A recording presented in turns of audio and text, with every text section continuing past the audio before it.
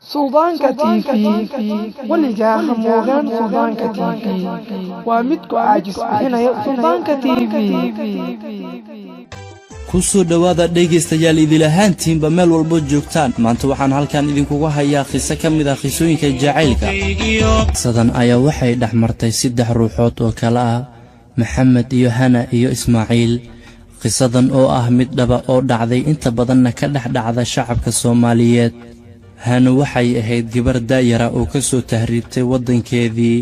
isla markaana uga soo tahriibtay dhibaatooyin ka jira wadanka gudihiisa Hana waxay dhib iyo dheefba soo marto waxay imaaday dalka Yemen ayadoo ulajeedkeeduna ahaa in ay horay u soo gudubto dalka Yemen waxa ayna ku sii socotay dalka boqortooyada Carabta ee Saudi Arabia ayadoo bixitaankeeda wax yar uga harsanaa ayaa waxa ay meesha isku barteen mid ayada lamida isna u soo socda isla dalka Saudi Arabia waxa uuna ahaa Maxamed waxa meesha isku bartay Maxamed iyo Hana waxa ayna ka wada sheekaysteen dhammaan waxyaalaha ay soo wada mareen Maxamed maalmo kadib waxa uu ka helay Hanana sidoo kale waxay wada socdaan Hana waxa wadanka Sacuudiga ku sugayay waalidiinteeda oo idil ma aysan awoodin in ay sii joogto dalka Yemen ayadoo markaasna rabtay in ay ka soo gudubto dalka Yemen una soo gudubto dalka Sacuudiga inta aysan bixin ayaa waxa ay la socodsiisay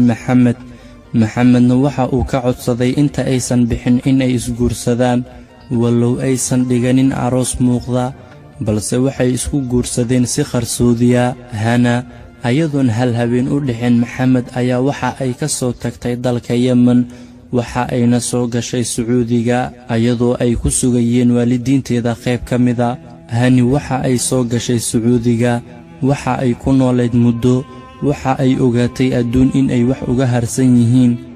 waxa ayna go'aan ku gaartay in ay kala tagaan Maxamed haddii uu soo galo wadanka Sacuudiga walow waalidiinteedana aan laga doonan Maxamed oo isna ku fikirayay in ay xaas u joogto dalka Sacuudiga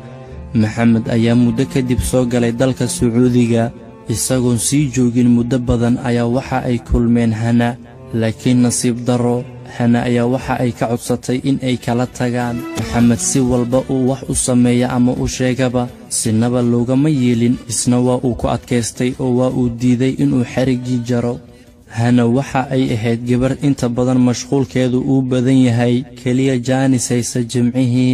jimcihiina Maxamed waxa ay ka codsan jirtay in ay kala tagaan Maxamedna taas waa uu ka soo horjeedi jiray mar waliba waayo waa uu jeclaa Hanana waxa ay baratay mid kale oo isna ku sugan isla dalka Saudi Arabia midkaasi oo ahaa Ismaaciil waxa batay wada sheekaysiga Ismaaciil iyo Hana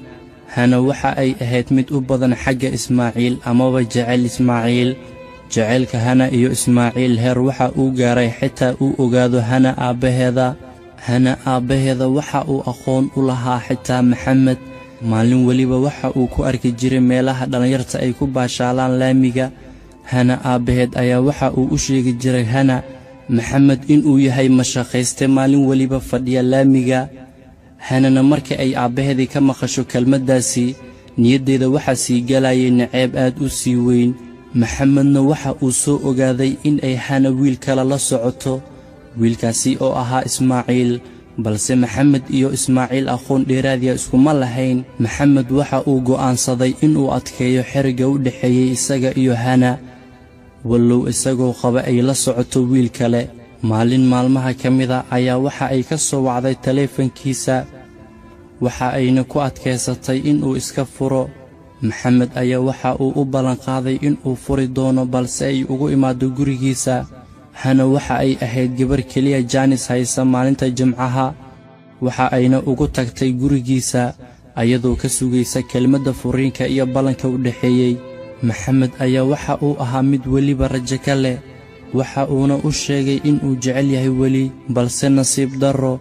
Hana intiiba waa ay ka soo horjeesatay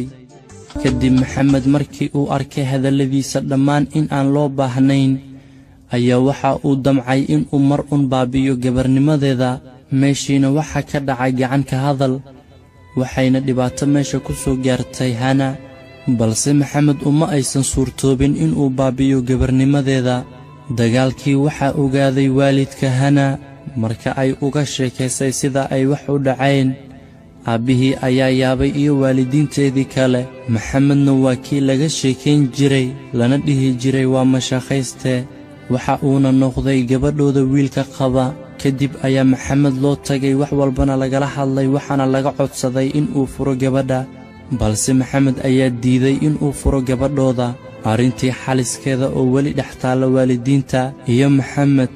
aabbihii hana ayaa u sheegay hana in ay ka harto ismaaciil wallow ay tahay oori kale,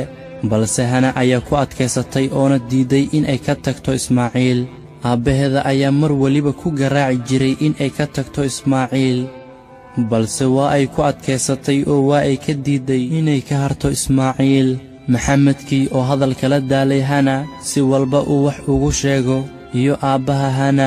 ileen qof meel ka cad meelna ka madow. hana aabbaheed ayaa waxa uu wacay maxamed, waxa uuna ku yidhi, maalin weliba waxaan u garaacaa gabadhan madaxaaga, balse kuuma baahno wax walbaan ku sameeyey ee iska fur gabadhan. maxamed ayaa waxa uu ogaaday gabadhan in aysan u baahnayn marnaba haddii ay garab istaageen xitaa waalidiinteedii. kadib waxa uu gartay isagoo ay dhibkiisa ahayd in uu furo gabadha,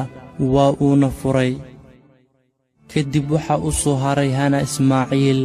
ismaaciilna waxa ay wada socdeen muddo gaaban, waa ayna kala hareen oo ismaaciil ayaa dantiisa gaaray.